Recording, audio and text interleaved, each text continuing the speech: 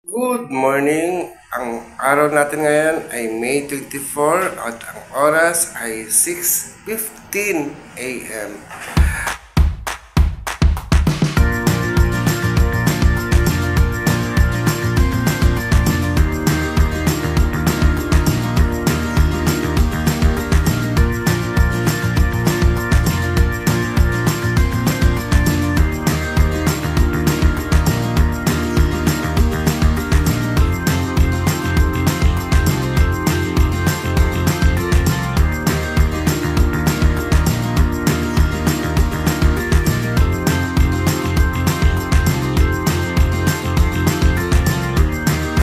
At ito na, paalis na kami nilakay dito sa aming binagyong kwarto sa Hotel Sogo at papunta na kami ngayon sa saang lugar yun? Sa North Harbor, sa pier, sa St. Teresa of the Child Jesus na aming vessel papuntang Cebu. Pero may balita, may balita. Ngayong araw na ito ay merong bagyo sa Siargao at signal number 1. So I don't know, sana pagdating namin bukas ay maaliwalas na ang panahon. Pero ang nakakatuwa pa, alam niyo ba ang pangalan ng bagyo na narinig ko ayon sa Pag-asa? Ang pangalan niya ay Bagyong Agon. Si Agon ay ako. So abangan natin, tingnan natin kung ano mangyayari sa ating biyahe ngayon. So samahan niyo kami. Good morning! Talaga nakasakay na tayo sa cab papuntang Pier 4, North Harbor. So, nandito na tayo sa pier, sa North Harbor, Pier 4 at makikita natin busy na ang mga tao at nakikita ko na dito sa may Saragossa Gate yung balkona sa ating sasakyan. So pasok tayo dito ngayon. Sabi ni Kuya Guard dito ay meron daw tayong babayarang terminal fee. Pero tingnan natin, ito yung Northport safety begins here. So, kailangan na ng ID. Kailangan na ng ID. Ayan, so dito, napagod ako sa pag-akyat. Bawal mag-video sa labas ng pero dito sa barko pwede lang.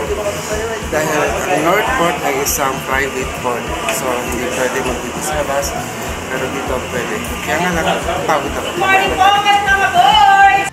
Ito na. Meron na kaming private. Nandun na kami sa aming private. Hindi ko mabigkas eh. Ang bigkas ko dun ay suit. Pero sabi ni Sister Maria, it is a suite. Diba? Pero basa ko. So ayan na. So ito yung room namin. Paikot-ikot lang ako pero para hindi ako magkahilo-hilo, turn muna natin.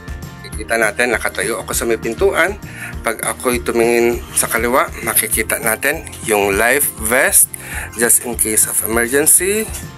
At pag ako'y tumingin sa kanan, makikita natin meron tayong CR. Buksan natin ang CR. Uy, malawak ang CR. Titignan mo, meron siyang shower. Meron din siyang sabon, toiletries. At ito ako, ang CR natin. Wow, meron siyang bidet at tissue. At meron ding towel. So, kompleto siya, no? So, makikita natin. Parang may aparador. Siguro by dito natin ilalagay yung bag. Then, meron tayong salamin. At ito yata ay roll. Ay, hindi ko na alam. So, nauurong nga siya. No, nauurong yung salamin. So, may hanger. Merong TV. Hindi ko alam, yun yung ticket namin. At, so, kita nyo. Ang ganda, diba? Mukhang first time. So, sulit ang ating ano. So, pwede siyang buksan ng ilaw. Liwanag. Pero patayin naman natin. At, ito yung bintana. Buksan natin ang bintana. Ano makikita sa labas? So makikita sa labas ay yung pantalan. So pwedeng dito na lang tayo mag-sightseeing. No? Ganun din. Yung isa pa. Actually, ito parang extra bed din, no? Bay, yan, yung inuupuan mo. So extra bed din siya. So yun lang. At ayan, nandito kami sa Sandas. Kumbaga, nasa tuktok kami ng barko. At Sandas kasi naaarawan. Actually, hindi ko kayo nakikita, no? So, malapit nang umandar ang aming barko, ang Mother Teresa of the Child Jesus. At pero makikita natin, nandito pa rin tayo sa Maitondo or North Harbor. So, maya-maya siguro dapat matutulog ako dahil kasi nga ang tagal, pero sayang naman yung pagkakataon na makita natin umusad ang barko palayo ng Maynila.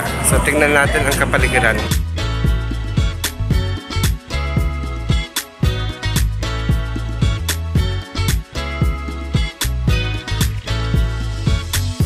At nandito muli tayo sa Sandas para tingnan ang pag-usad ng barko.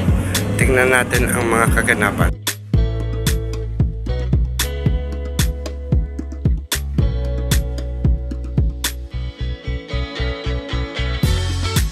Ayan, lunch time na, kaya nandito tayo sa may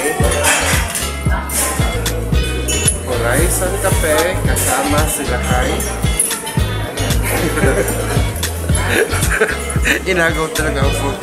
So since tayo ay nasa suite, no? So libre tayo ng lunch, dinner at breakfast para bukas. So isa-serve yung ating lunch ng mga waitress o ng mga staff, pero yung mga ibang class nakapila sa labas, no?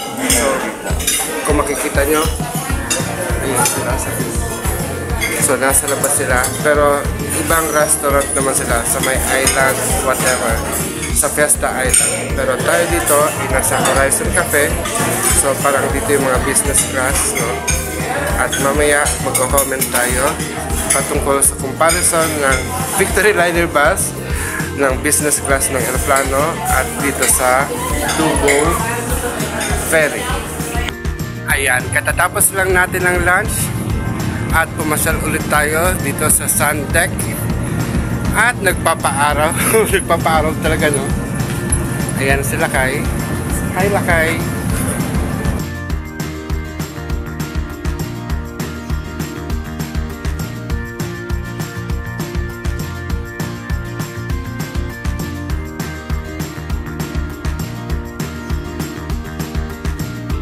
So, ngayon Lakay, di ba nakasakay ka ng airplane? Atlas ka nito. Atlas baon, lapit dito. So, nakasakay tayo ng airplane, nakasakay na rin tayo ng private bus, yung Victory Liner na, ano tawag doon? Yung sleepers bus. At ngayon, ay nandito tayo sa Tugo, St. Teresa of the Child Jesus. At nasa suite nga tayo, no? So, ano yung difference sa tingin mo? Comparison ng mga airplane. nasakyan mo? Oh, yes. Of course, yung transportation, bus, land, airplane, air, to go, sea.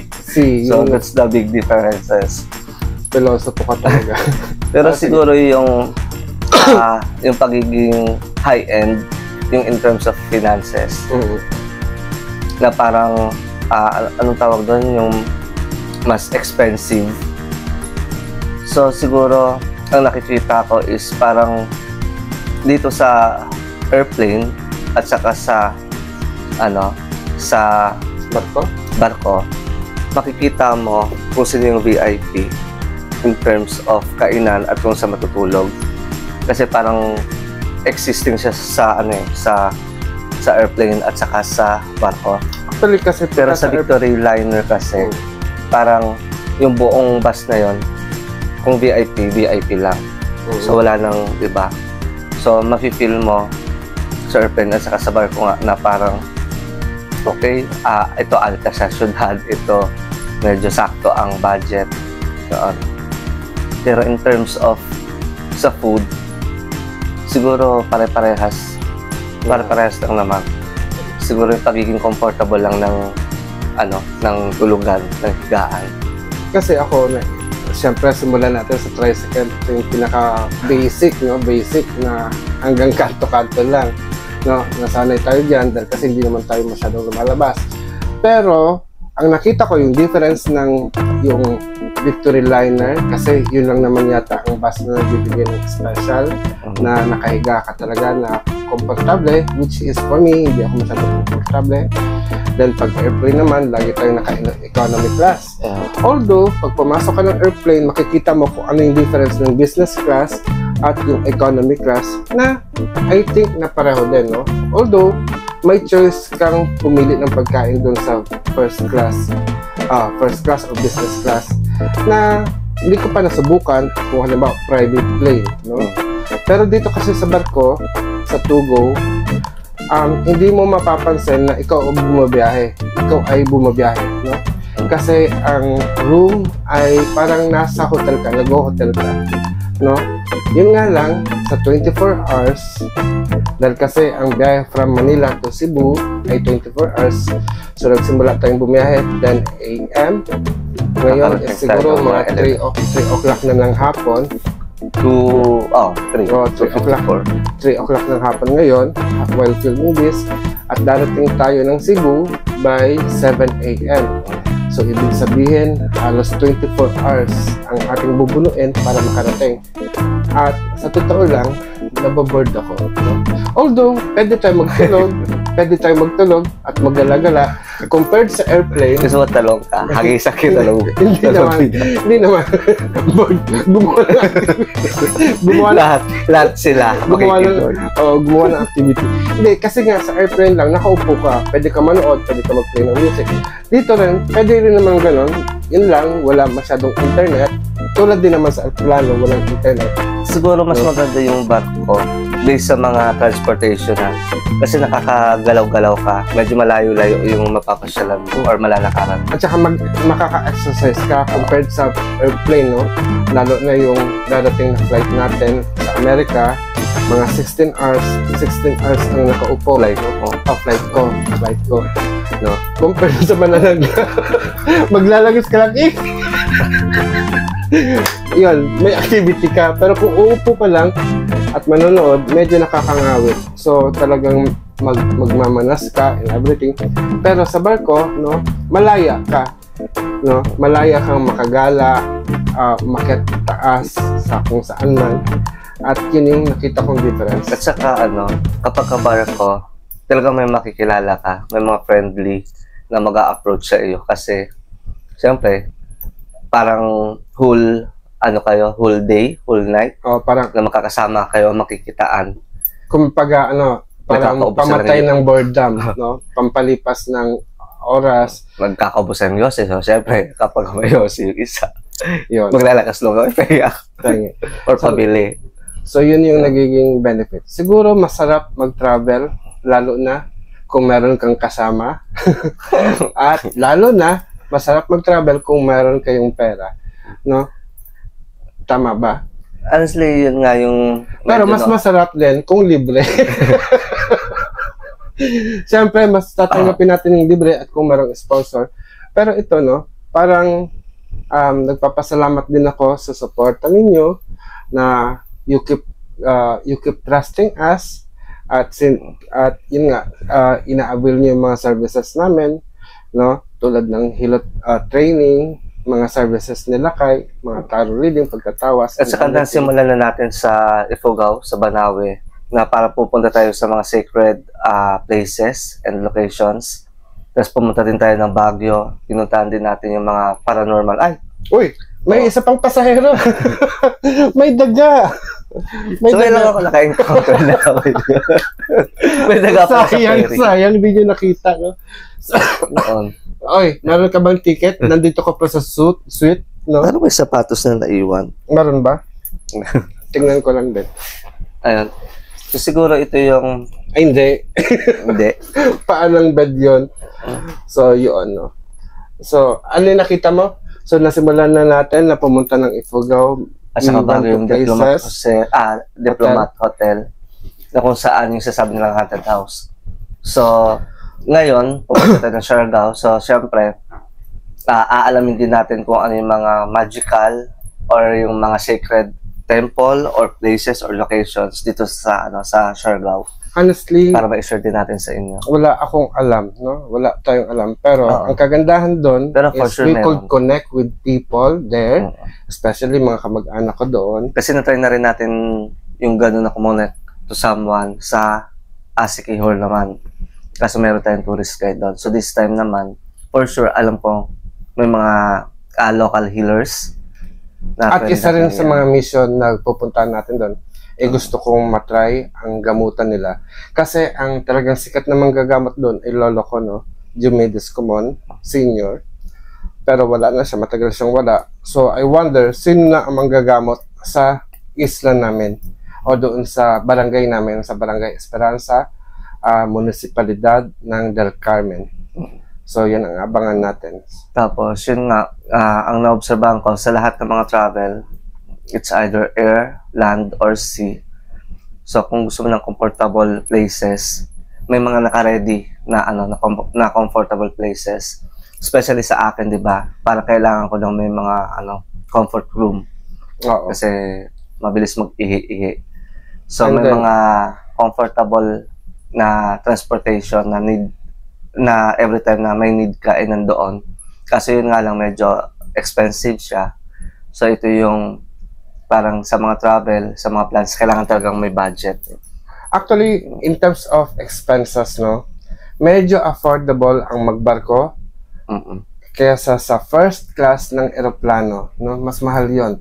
So kung gusto nyo na maramdaman ang first class kayo, no, I think wala pang 10,000 ang biyahe naming dalawa nila kay papuntang Cebu, no, affordable yon, no, compared kung mag-aeroplano tayo, I think doble yun kung gusto natin yung first class. I think yung presyo nito ay isang economy class lang yun sa airplane, no. Pero yung first class naman, in terms of bus, yung affordable is yung Victory Liner from Cubao to Baguio. 1.5, no. So, yun lamang po. So, abangan niyo po ang mga susunod nating pangyayari dito sa... Hindi na siya kasi super ferry. No? Tugo na siya eh. Pero, I just wonder kung ang super ferry ba at ang Tugo ay isa. Sakay na. Joke pala yun. Hindi. Di mo ba naalala yun kay Sharon Cuneta? Super ferry. So, feeling ko nga yung super ferry ang merong swimming pool eh.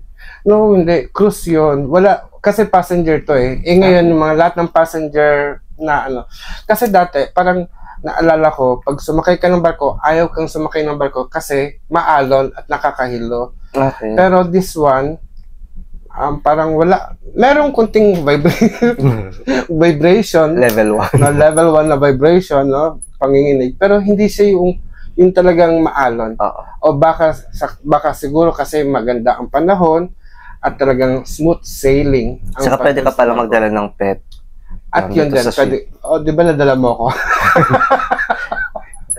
Kasi may mga aso dito sa gilid. Hindi, merong iba ang area ng mga pets, no? Hiwalay siya sa mga rooms. So, at least, friendly talaga siya. Actually, roll rin siya eh. Roll on and roll off na So, may mga, kung may private car kayo, pwede po yung dalhin. No, kasi yun sa barko, no? Dahil kasi malaking vessel din naman to. At, yun nga. So, komportable ang biyahe kasama ang buong pamilya. So, it's not super ferry, mag-to-go vessel na po kayo.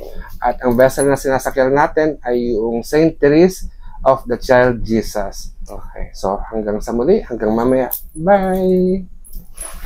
So, 6:32 na, dinner time. Nandito ulit tayo sa Horizon Cafe to take our dinner.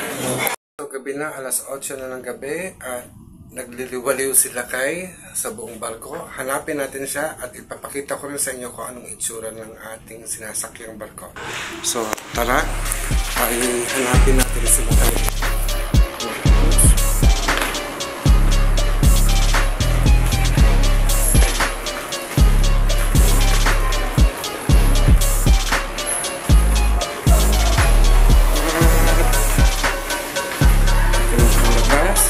Actually, meron siyang salon and spa. Dito yung cafe to go. At mukhang may so, babak tayo. dito.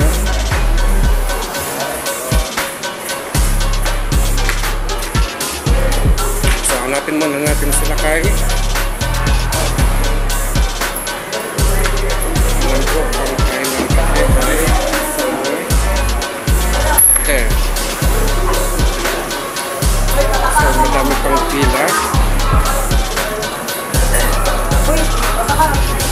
Ay, hindi. Wala pang pila. So, madami pa rin sakay ngayon. So, dito yung Horizon Cafe. Yan tayo nag-dinner. At banda roon ay yung Island Fiesta. So, tingnan natin kung anong meron sa Island Fiesta. So, marami pa rin tao. Lakad tayo.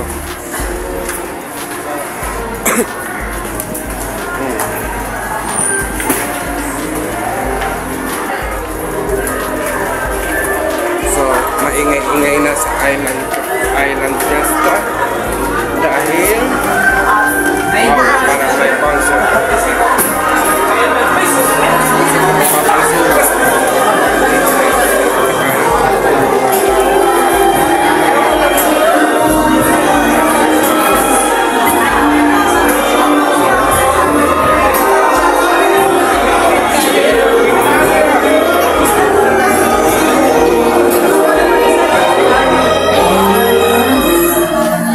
Paalam lang tayo kay Lakay na tayo lilibot ng barko ngayong gabi.